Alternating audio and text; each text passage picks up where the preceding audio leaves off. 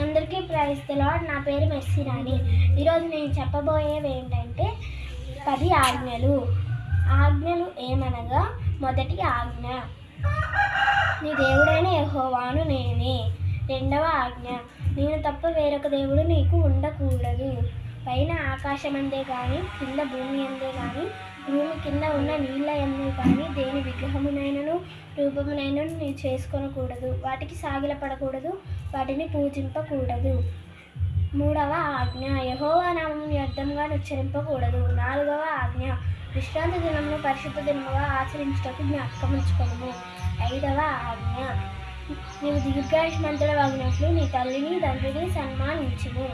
ఆరవ ఆజ్ఞ, నరహత్య చేయకూడదు. ఏడవ ఆజ్ఞ, వ్యభిచరించకూడదు.